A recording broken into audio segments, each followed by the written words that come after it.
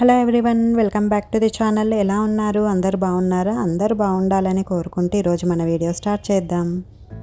చాలా రోజులైందండి videos upload చేసి. చాలామంది కమెంట్లలో అడుగుతున్నారు కూడా వీడియోస్ అప్లోడ్ చేయమని రెగ్యులర్గా.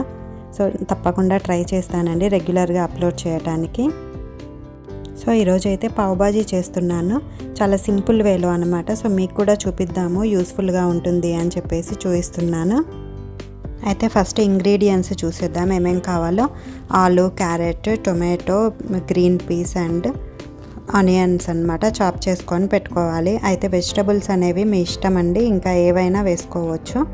అయితే అల్లము, వెల్లుల్లి మాత్రము రెండు ఈ విధంగా కచ్చాపచ్చాగా మనము దంచి పెట్టుకోవాలన్నమాట. ఇంకొక ఇంగ్రీడియంట్ పావ్ బాజీ మసాలా అన్నమాట. నేను ఎవరెస్ట్ తీసుకున్నాను, మీ ఇష్టము, మీకు ఏది అవైలబుల్గా ఉంటే అది తీసుకోండి. ఇప్పుడు కుకింగ్ ప్రాసెస్ చూద్దాము. స్టవ్ ఆన్ చేసి దానిపై ప్రెషర్ కుక్కర్ పెట్టుకొని, ప్రెషర్ కుక్కర్లోనే చేయాలండి. సో అందులో ఆయిల్ వేసుకోవాలి. ఒక 2 టేబుల్ స్పూన్స్ ఆయిల్ పడుతుంది.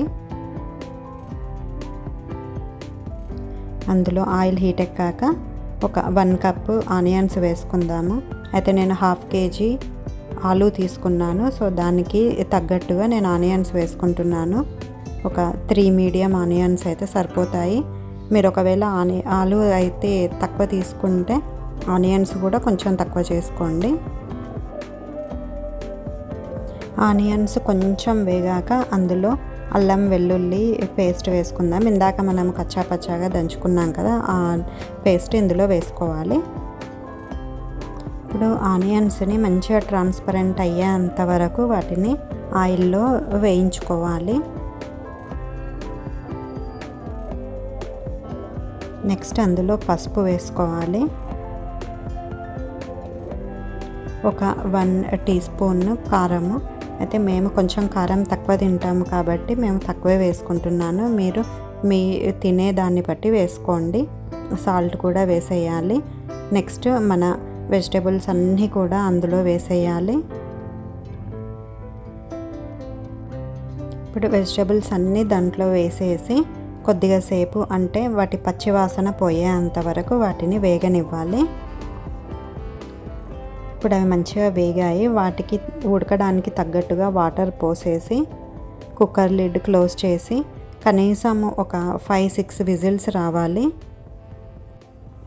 అయితే ఇప్పుడు మనకు అక్కడ బాజీ ఉడుకుతుంది కాబట్టి ఈలోపు మనము పావుని మంచిగా కట్ చేసి పెట్టుకొని దాన్ని బటర్లో వేసి రోస్ట్ చేసి పెట్టుకోవాలి. అయితే నేను బ్రిటానియా తీసుకున్నాను. ఇది మీకు ఎక్కడైనా సరే సూపర్ మార్కెట్లలో దొరికిపోతాయి. పావు అనేది చాలా సింపుల్ అండి, చాలా సింపుల్గా చేసేసుకోవచ్చు అనమాట.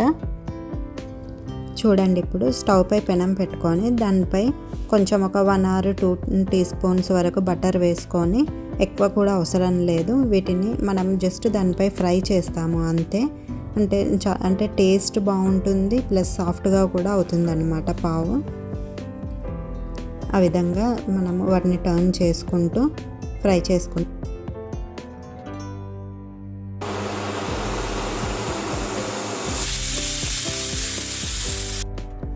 ఓకే, ఇక్కడ చూడండి ఇప్పుడు విజిల్స్ వచ్చాయి. నేను ఒక 6 to 7 విజిల్స్ పెట్టుకున్నాను. అయితే ఎందుకు అంటే ఇది చాలా సాఫ్ట్ కావాలి మనకు బాజీ అనేది, లేకపోతే అంతగా బాగుండదు. కాబట్టి ఒక 6 to 7 విజిల్స్ అయితే సరిపోతుంది. ఈ విధంగా మంచిగా సాఫ్ట్గా అయిన తర్వాత దాన్ని మంచిగా మ్యాష్ చేసి పెట్టుకోవాలి.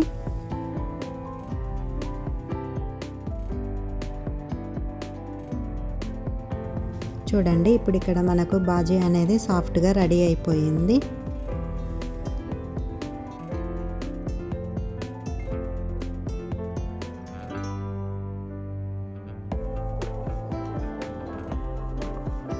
చూడండి, ఇప్పుడు మనకు బాజీ అనేది మంచిగా సాఫ్ట్గా అయిపోయింది కదా. దీన్ని మళ్ళీ స్టవ్ పై పెట్టుకొని అందులో పావ్ బాజీ మసాలా వేసుకోవాలి. అయితే పావ్ బాజీ మసాలాలో కూడా మనకు కారం అనేది ఉంటుంది కాబట్టి కొంచెం కారం అనేది చూసుకొని వేసుకోండి. నేను అందుకే కొంచెం తక్కువగా కారం వేసాను. ఒక 1.5 టేబుల్ స్పూన్ వరకు పావ్ బాజీ మసాలా వేసాను ఇప్పుడు. లేకపోతే ఎక్కువ వేసారంటే కొంచెం కారం ఎక్కువగా ఉంటుందన్నమాట. సో దీన్ని మంచిగా కుక్ అవ్వనివ్వాలి. ఆ తర్వాత కూడా ఒక మన 5 మినిట్స్ వరకు అలాగే ఉంచేసి మంచిగా కుక్ అవ్వాలి. సో ఇప్పుడు చూడండి ఇంకా మన బాజీ రెడీ అయిపోయింది. ఈ విధంగా ఉంటుందన్నమాట. దీన్ని మనం పావులో పెట్టుకొని తినడమే, ఇంకా ఏం లేదు. చాలా సింపుల్ రెసిపీ. మీరు కూడా ఇంట్లో ట్రై చేయండి, చేసి నాకు కమెంట్లో చెప్పండి ఎలా ఉందో. దీనిపై మనం ఆనియన్స్, నిమ్మకాయ వేసుకొని తినడమే ఇంకా. అయితే ఇక్కడ చూడండి, ఇది నన్నారి డ్రింక్ అంటారు. రాయలసీమ, కడప అటు సైడ్ దొరుకుతుందన్నమాట ఎక్కువగా. అయితే ఇందులో ఇది మనం అంటే చెట్టు వేరుతో చేస్తారు. ఇది చాలా మంచిది, సమ్మర్లో చాలా వేడి ఉంటుంది కాబట్టి ఇది మంచిది అంటారు తాగడము. ఒక 2-3 టేబుల్ స్పూన్స్ అంతా సిరప్ వేసి అందులో నిమ్మకాయ, సోడా కానీ వాటర్ కానీ వేసుకొని తాగేయడమే అనమాట. ఇది చాలా మంచిదట హెల్త్కి. మన దగ్గర కూడా అక్కడక్కడ దొరుకుతూ ఉంటుంది, ట్రై చేసి చూడండి, చాలా బాగుంటుంది. అయితే షుగర్ అంటే డయాబెటీస్ ఉన్న వాళ్ళు మాత్రం ఇది తాగొద్దండి, ఎందుకంటే ఇందులో షుగర్ క్వాంటిటీ ఎక్కువగా ఉంటుంది కాబట్టి వాళ్ళు అవాయిడ్ చేయటం మంచిది. అంటే ఆ సిరప్లోనే షుగర్ ఉంటుంది. సో ఓకే అండి, చూసారు కదా, ఇంకా మేము తినడం కూడా స్టార్ట్ చేసాము. మా పిల్లలకు చాలా ఇష్టం అన్నమాట. మా అబ్బాయి తిని చాలా బాగుందని కూడా చెప్పాడు. సో మేము చెప్పటం కాదు, మీరు కూడా తినండి, ట్రై చేయండి. ఎలా ఉందో నాకు కామెంట్లలో చెప్పండి. నేను ఇంకొక మంచి వీడియోతో మళ్ళీ మీ ముందుకు వస్తాను. అప్పటి వరకు నమస్తే.